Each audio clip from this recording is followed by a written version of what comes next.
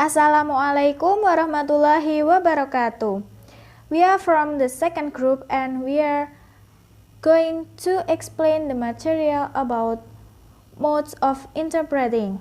And our member is Intan Lutfiana, Ria Ramadhani, Lutfika Akana, and Hoirunisa. There are 7 modes of interpreting. Number 1 is simultaneous interpreting. Number 2, consecutive interpreting. Number 3, whispered interpreting. Number 4, interpreting with an infoport system. Number 5, license interpreting. Number 6, other language service. And the last is side translation. Simultaneous interpreting memiliki keuntungan yaitu menggunakan waktu yang relatif singkat, tetapi membutuhkan biaya yang cukup banyak untuk mikrofon dan headset dalam menunjang seorang simultaneous interpreting dalam menerjemahkan suatu bahasa sumber ke bahasa sasaran.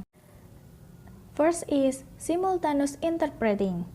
Simultaneous interpreting is translating from one spoken language translation into another with an extremely short time lag.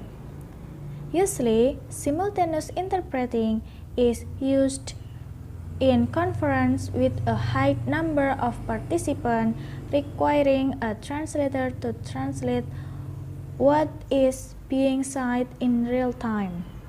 Jadi, simultaneous interpreting ini adalah menerjemahkan secara lisan bahasa sumber ke bahasa sasaran dengan waktu yang relatif singkat. Biasanya, simultaneous interpreting ini terjadi dalam suatu konferensi yang memiliki partisipan yang cukup banyak. Usually, a simultaneous interpreting use a headset and microphone in translating the language. Jadi, agar audiens ini mendengar terjemahan dari seorang simultaneous interpreting, biasanya didukung dengan media headset dan mikrofon. The advantage of simultaneous interpreting that is saves a great deal of time, but expensive to pay for electronic equipment and simultaneous interpreting. And the next is case for proper simultaneous interpreting. Number 1 is listen intently to whatever party is speaking. Yang pertama itu kita harus mendengarkannya dengan seksama agar kita bisa menerjemahkan dari bahasa sumber ke bahasa sasaran. Number 2, accurately interpret from source language to the target language. Kita harus menerjemahkan dari bahasa sumber ke bahasa sasaran secara akurat. Number 3, be prepared to switch language rapidly. Kita harus selalu siap untuk mengganti bahasa dengan cepat. Number 2 is consecutive interpreting. Consecutive interpreting is a true and accurate interpretation of one language to another, briefly and successively. In this mode of interpreting, the interpreter does not use headphones, but they sit amongst and follows the conversation of participants, taking notes and translating in regular time intervals of 5 to 10 minutes. Consecutive interpreting is suitable for short meeting. Jadi, consecutive interpreting ini merupakan suatu proses menerjemahkan dari bahasa sumber ke bahasa sasaran dalam waktu yang relatif singkat dan berturut-turut. Seorang consecutive interpreting tidak menggunakan media headphone, tetapi mereka mendengarkan conversation dan membuat catatan. Selain itu, mereka juga menerjemahkan dalam interval waktu 5-10 menit. Dan biasanya consecutive interpreting ini ada dalam short meeting. And then case for proper consecutive interpreting. Number 1 is Listen intently to whatever party is speaking. Yang pertama, kita harus mendengarkannya dengan seksama. Number 2 is be prepared to take notes to aid in recollection. Yang kedua adalah membuat catatan kecil agar membantu kita dalam mengingat. Number 3, accurately interpret after the party has completed her statement. Nah, yang ketiga adalah kita harus menafsirkan secara akurat. Perkenalkan, my name is Ludvika and today I would like to tell some material about whisper interpreting and interpreting with an infoboard system. And the first is whisper interpreting. Whisper interpreting is a form of simultaneous interpreting which usually used from a small group meeting. Jadi whisper interpreting ini biasanya digunakan untuk rapat kecil, dalam sebuah rapat kecil. Jadi penerjemah tidak berbisik kepada pendengar atau tidak ngomong langsung kepada pendengar, karena pendengar akan merasa kesulitan mendengar penerjemahan tersebut. Jadi biasanya para interpreter itu duduk ataupun berdiri berdekatan dengan para pendengar. Dan kemudian interpreter menerjemahkan teks sumber dengan suara rendah. Dalam menafsirkan dengan berbisik ini, tidak ada peralatan yang diperlukan selama proses penerjemahan. Contohnya dalam pengadilan. Dalam pengadilan itu, interpreter hanya duduk bersebelahan dengan seseorang yang tidak menggunakan hanya satu bahasa saja. Jadi, interpreter akan langsung menerjemahkan kepada pendengar tersebut. Kemudian whispered interpreting ini akan duduk ataupun berdiri bersama dengan delegasi. Jadi interpreter akan berbicara secara langsung kepada delegasi tersebut. Jenis interpreting ini digunakan jika dalam suatu rapat itu hanya ada beberapa orang. Kemudian para pendengar dalam rapat tersebut tidak berbicara. Jadi mereka hanya diam. Jadi ketika pembicara sedang berbicara, maka interpreter itu akan duduk bersampingan dengan pendengar yang tidak hanya berbicara dalam satu bahasa.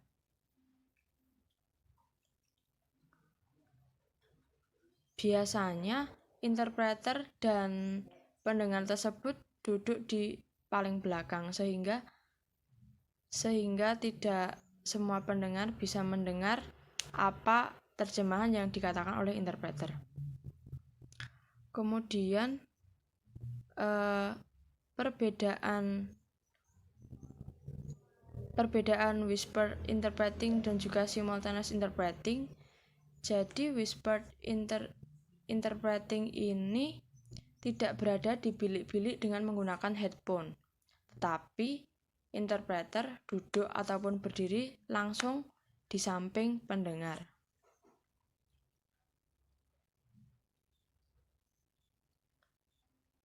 Jadi ketika pembicara berbicara, si interpreter ini juga akan menerjemahkan langsung, tetapi dengan suara yang pelan. Jadi interpreter ini menjelaskan kepada pendengar langsung di sampingnya, begitu. Biasanya pendengar ini merupakan orang yang tidak berbicara bahasa sumber. Jadi bahasa apa yang dibicarakan oleh pembicara itu sang pendengar ini tidak bisa memahami apa yang dibicarakan oleh pembicara tersebut. Selanjutnya saya akan menjelaskan tentang interpreting with an infoboard system. Jadi infoport ini merupakan sistem penerima atau pemancar portable yang biasanya digunakan oleh para pemandu wisata. Namun, sistem ini hanya cocok untuk beberapa kelompok kecil saja, contohnya dalam acara informal seperti lokakarya dan kunjungan perusahaan. Kemudian berdasarkan sistem penerimaan dan transmisi portable, ini memungkinkan simultaneous interpreting dilakukan dalam konteks yang kurang formal, seperti pelatihan, lokakarya, seminar, dan juga tur perusahaan. Sistem ini dapat digunakan oleh penonton yang tidak bergerak, maksudnya adalah penonton yang hanya duduk saja seperti dalam seminar, ataupun juga kelompok yang bergerak seperti dalam tur sebuah perusahaan.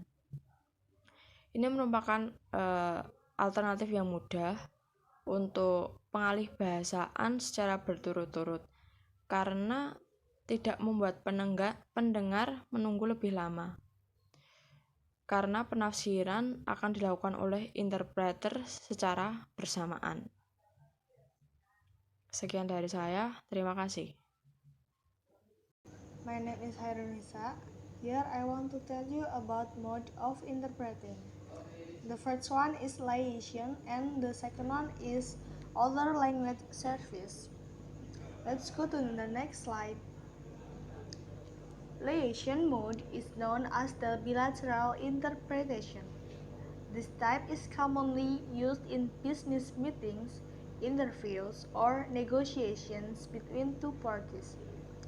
An interpreter will be changing constantly from one language to the another. This can be done after a short speech or consecutively, sentence by sentence. Di sini maksudnya menjelaskan tentang definisi tentang liaison mode, atau dalam bahasa Indonesia kita kenal dengan modus penghubung. Modus penghubung ini juga bisa diartikan bisa disebut dengan modul interpretasi atau penafsiran bilateral.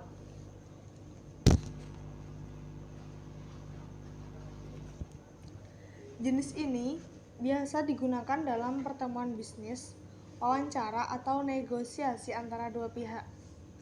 Seorang penerjemah kan terus berubah dari satu bahasa ke bahasa lain. Dan ini dapat dilakukan setelah pidato singkat atau secara perurutan kalimat demi kalimat.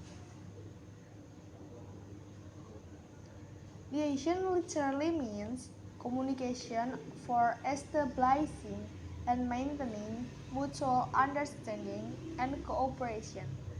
Thus all interpreters truly function as liaison.